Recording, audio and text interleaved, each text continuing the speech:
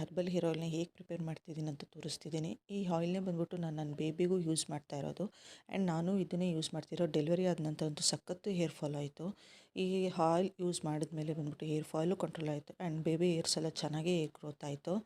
ಈ ಆಯಿಲ್ನ ಹೇಗೆ ಪ್ರಿಪೇರ್ ಮಾಡೋದು ಅಂತ ತೋರಿಸ್ತೀನಿ ಬನ್ನಿ. ಈ ಆಯಿಲ್ ಪ್ರಿಪೇರ್ ಮಾಡೋದಕ್ಕೆ ಫಸ್ಟು ತುಳಸಿ, ನೀಮ್ ಲೀವ್ಸ್, ಬೇಟಲ್ ಲೀವ್ಸ್, ಇದ್ರ ಜೊತೆಗೆ 4ರಿಂದ 5 ದಾಸವಾಳದ ಎಲೆ ಆ್ಯಂಡ್ ಕರಿ ಲೀವ್ಸು, ಅಲೋವೆರಾ, ಎನ್ನ ಲೀವ್ಸು, ಮೆಹಂದಿ ಸೊಪ್ಪು, ಹಸಿದಿದ್ರೆ ನೀವು ಅದನ್ನು ಹಾಕೋಬೋದು.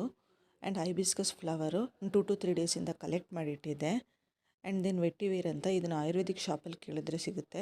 ನೆಕ್ಸ್ಟು ಕಲೋಂಜಿ ಸೀಡು ಹೇರ್ನ ಚೆನ್ನಾಗಿ ಬ್ಲ್ಯಾಕ್ ಮಾಡಿಕೊಡುತ್ತೆ. ಆಮ್ಲ ಇದನ್ನು ಕ್ಯೂಬಾಗಿ ಕಟ್ ಮಾಡ್ಕೊಂಡಿದ್ದೀನಿ. ವೈಟಮಿನ್ ಸಿ ಜಾಸ್ತಿ ಇದೆ. ಆನಿಯನ್ನು ಇದು 2 to 3 ಆನಿಯನ್ಸ್ನ ಕಟ್ ಮಾಡಿ ಇಟ್ಕೊತೀನಿ. ಆ್ಯಂಡ್ ಮೆಂತ್ಯೆ, ಆಲ್ಮೆಂಡು, ನೆಕ್ಸ್ಟ್ ಸಡಾಮಾಂಜಿ, ಇದು ನೋಡೋಕ್ಕೆ ಹೀಗೆ ಕಾಣುತ್ತೆ. ಇದು ಬಂದ್ಬಿಟ್ಟು ನಮ್ಮ ಹೇರ್ನ ತಿಕ್ ಮಾಡೋದಕ್ಕೆ ಹೆಲ್ಪ್ ಮಾಡುತ್ತೆ. ನೆಕ್ಸ್ಟ್ ಬಂದ್ಬಿಟ್ಟು ವೇಂಬಾಳಪಟ್ಟೆ, ರೆಡ್ ಸ್ಯಾಂಡಲ್ವುಡ್ ಅಂತ ಹೇಳ್ತಾರೆ. ಇದನ್ನು ಆಯುರ್ವೇದಿಕ್ ಶಾಪಲ್ಲಿ ಕೇಳಿದ್ರೆ ಸಿಗುತ್ತೆ. Next Castrol oil and coconut oil. ಇದು ಬಂದ್ಬಿಟ್ಟು ಮನೇಲೇ ಪ್ರಿಪೇರ್ ಮಾಡಿದಂಥ ಗಾಣದಲ್ಲಿ ರೆಡಿ ಮಾಡಿದಂಥ ಎಣ್ಣೆ. ನೆಕ್ಸ್ಟ್ ಇದ್ರ ಜೊತೆಗೆ ಲೆಮನ್ ಪಿಲ್ನ ಯೂಸ್ ಮಾಡ್ಕೋತೀನಿ. ಏರ್ ಫಾಲು, ಡ್ಯಾಂಡ್ರಫ್ ಎಲ್ಲನೂ ಕಂಟ್ರೋಲ್ ಮಾಡುತ್ತೆ. Next first coconut oil, Castrol oil ಹಾಕ್ಕೊಂಡು ಜೊತೆಗೆ ನಾನು ತೋರಿಸಿದ ಎಲ್ಲ ಐಟಮ್ಸು 1 by 1 ಸುತ್ತಲೂ ಲೋ ಫ್ಲೇಮಲ್ಲಿ ಬಾಯ್ಲ್ ಮಾಡ್ತೀನಿ. ಲೋ ಫ್ಲೇಮಲ್ಲಿ ಬಾಯ್ಲ್ ಮಾಡೋದ್ರಿಂದ ನಾವು ಹಾಕಿದ್ದೆಲ್ಲ ಇಂಗ್ರೀಡಿಯೆಂಟ್ಸಿಂದನೂ ಎಲ್ಲ ಅಂಶಗಳೂ ಎಣ್ಣೆಲಿ ನೀಟಾಗಿ ಇಳಿಯುತ್ತೆ. ಲೋ ಫ್ಲೇಮಲ್ಲಿ ಬಾಯ್ಲ್ ಮಾಡೋದ್ರಿಂದ ರೋಸ್ಮೇರಿದು ಡ್ರೈ ಲೀವ್ಸ್ ಇತ್ತು, ಅದನ್ನು ಹಾಕೋತಿದ್ದೀನಿ. ಅದನ್ನು ಹೇರ್ ಗ್ರೋತಿಗೆ ಚೆನ್ನಾಗಿ ಹೆಲ್ಪ್ ಮಾಡುತ್ತೆ. ಆ್ಯಂಡ್ ಮೆಂತ್ಯ ನಮ್ಮ ಹೇರ್ನ ಕಂಡೀಷನ್ ಮಾಡುತ್ತೆ. ವೆಂಬಾಳಪಟ್ಟೆ, ಸಡಾಮಾಂಜಿ, ವೆಟ್ಟಿವೇರ್ ಇದೆಲ್ಲ ಬಂದ್ಬಿಟ್ಟು ನಮ್ಮ ಹೇರ್ನ ಚೆನ್ನಾಗಿ ಕಂಡೀಷನ್ ಮಾಡಿಕೊಡುತ್ತೆ.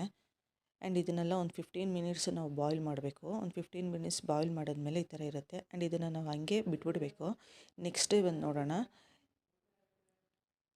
ನೆಕ್ಸ್ಟ್ ಡೇ ನೋಡಿದ್ರೆ ಈ ಥರ ಆಯಿಲೆಲ್ಲ ಚೆನ್ನಾಗಿ ಇನ್ಫ್ಯೂಸ್ ಆಗಿರುತ್ತೆ. ರೆಡ್ ಕಲರ್ ಆಗಿರೋದಕ್ಕೆ ರೀಸನ್ ಒಂದು ರೆಡ್ ಸ್ಯಾಂಡಲ್ವುಡ್ ಹಾಕಿರ್ತೀವಲ್ಲ ಅದಕ್ಕೆ. ಇದನ್ನು ಚೆನ್ನಾಗಿ ಒಂದು ವೈಟ್ ಕ್ಲಾತಲ್ಲಿ ಹಾಕ್ಕೊಂಡು ಫಿಲ್ಟ್ರ್ ಮಾಡಿಕೊಂಡು ನಾವು ಇಲ್ಲಾಂದರೂ ಇದನ್ನು 1 to 2 months ಗಂಟ ಆರಾಮಾಗಿ ಯೂಸ್ ಮಾಡ್ಬೋದು. ಇದರಿಂದ ಚೆನ್ನಾಗಿ ಹೇರ್ ಫಾಲ್ ಕಂಟ್ರೋಲ್ ಆಗುತ್ತೆ. ನಿಮಗೂ ಈ ಥರ ಆಯಿಲ್ ಬೇಕಿದ್ದರೆ DM ಮಾಡಿ. Happy moms.